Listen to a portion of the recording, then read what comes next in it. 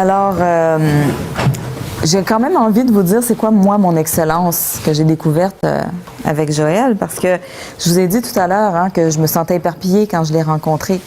Alors, je vais vous expliquer de quelle manière je ne suis pas éparpillée. Moi, mon contexte déclencheur, c'est n'importe quel défi qui semble impossible. Quand quelqu'un arrive devant moi et me dit « Ah, j'ai telle chose à faire, mais c'est pas possible », tout d'un coup, moi, je m'allume. Je ne savais pas si je devais choisir je m'anime ou je m'allume.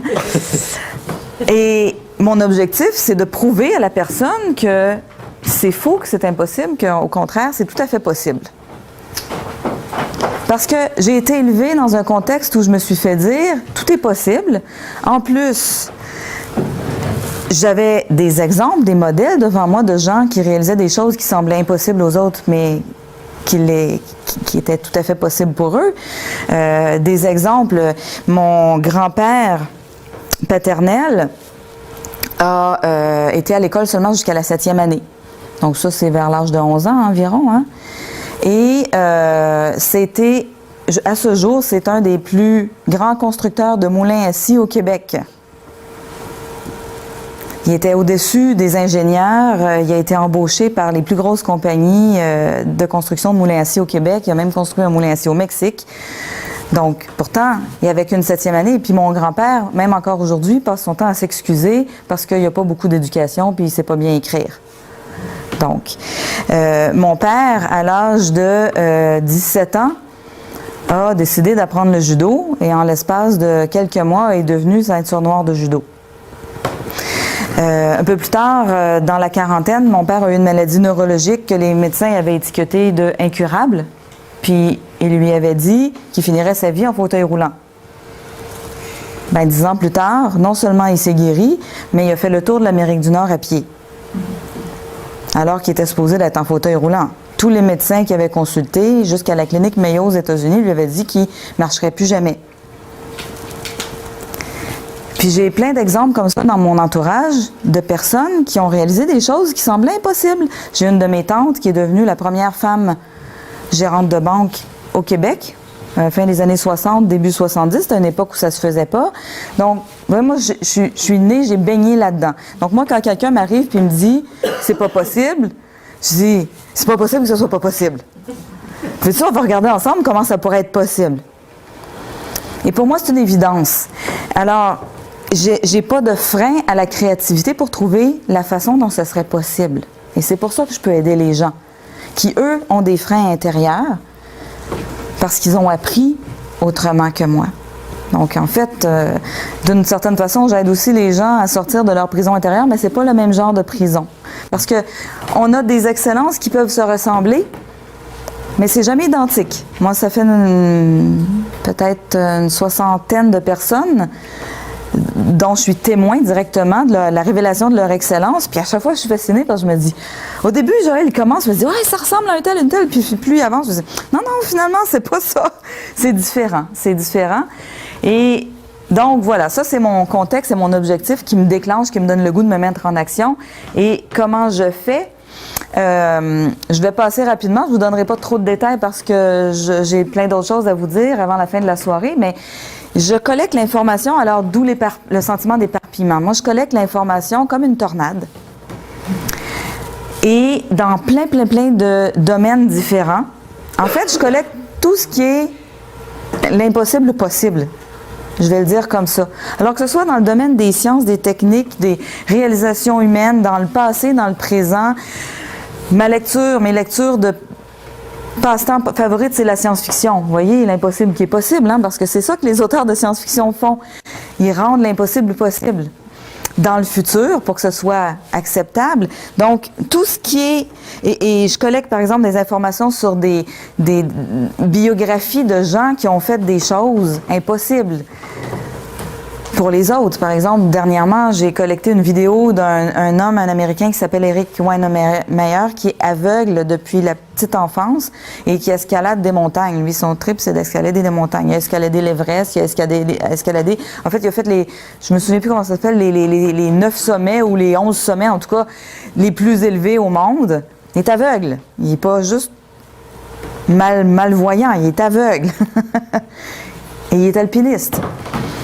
Il y a une autre personne que j'ai dénichée qui est une femme qui est en fauteuil roulant, une Britannique. Et son rêve, c'était de faire de la plongée sous-marine. Ben, elle a trouvé le moyen d'équiper son fauteuil roulant pour faire de la plongée sous-marine. Et on la voit se balader dans les coraux, c'est de toute beauté. Et des exemples comme ça, j'en ai des milliers d'emmagasinés dans ma mémoire ici ou dans la mémoire de mon ordinateur, qui est ma mémoire secondaire.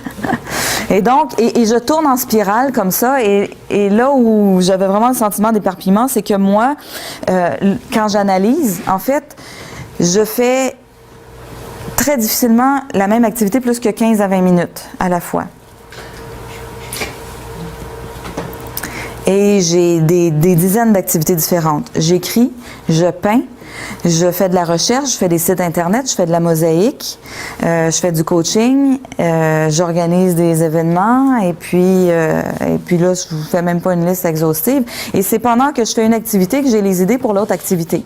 Donc, c'est pendant que je fais de la mosaïque que je sais exactement ce qu'il faut que j'écrive dans mon prochain paragraphe de mon livre.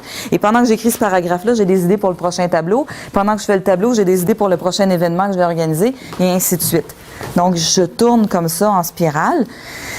Et c'était de là que me venait mon sentiment d'éparpillement. De là et du fait aussi que j'avais plein d'activités, puis je me sentais obligée de choisir parce que dans la croyance culturelle, c'est « ben là, t'en fais trop, là. Choisis. Fais une activité à la fois. » Mais moi, quand je me forçais à faire une activité à la fois, vous savez ce qui arrivait? D'écrire. Mais j'avais plus de créativité, j'étais bloquée. Parce que moi, ma créativité, elle marche quand je fais plein d'activités différentes. Donc, si je me force, je me disais, écrire un livre, je voulais écrire. Bon, j'ai plusieurs projets de livres, là, pas juste un, j'en ai au moins 5. Puis, je me disais, ben là, écrire, les écrivains, hein, ils prennent plusieurs heures par jour, tous les jours pour écrire. Donc, je me forçais à m'asseoir pour écrire. Il n'y a rien qui sortait. Puis là, je me disais, ma créativité est bloquée. Mais non, ma créativité n'était pas bloquée. Je l'utilisais pas. Je me donnais pas la permission d'utiliser mon mode créatif à moi parce que je jugeais, je m'étais laissé convaincre que c'était pas correct. Puis ça a été la plus grande libération pour moi quand j'ai fait mon excellence avec Joël. Ça a été ce que j'ai ressenti quand il m'a dit ça, ça a été une espèce de soulagement profond. Wow! J'ai le droit de passer juste 15 minutes à la fois à faire la même chose puis de changer 40 fois dans la même journée.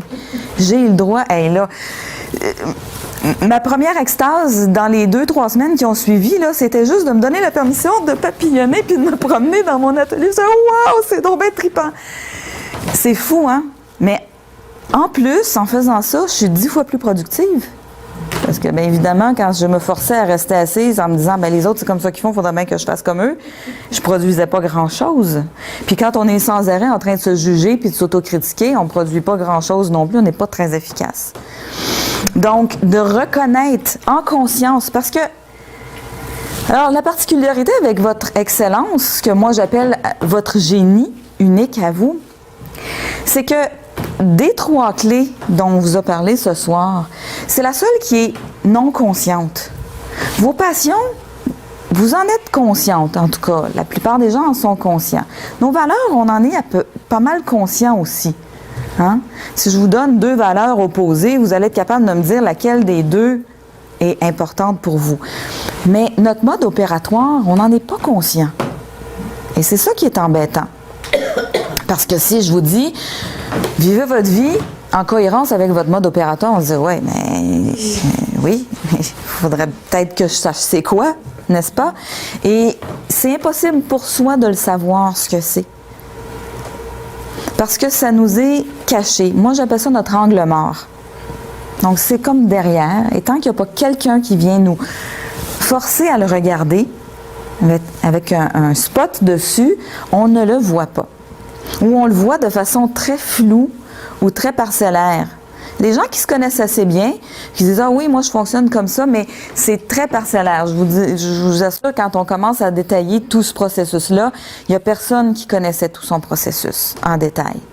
Et ce que ça nous apporte, hein, les gens qui ont ici déjà fait leur excellence, ce que ça nous apporte, c'est une confiance en nous, qui est à l'opposé de ce que la plupart d'entre nous avons appris et vécu.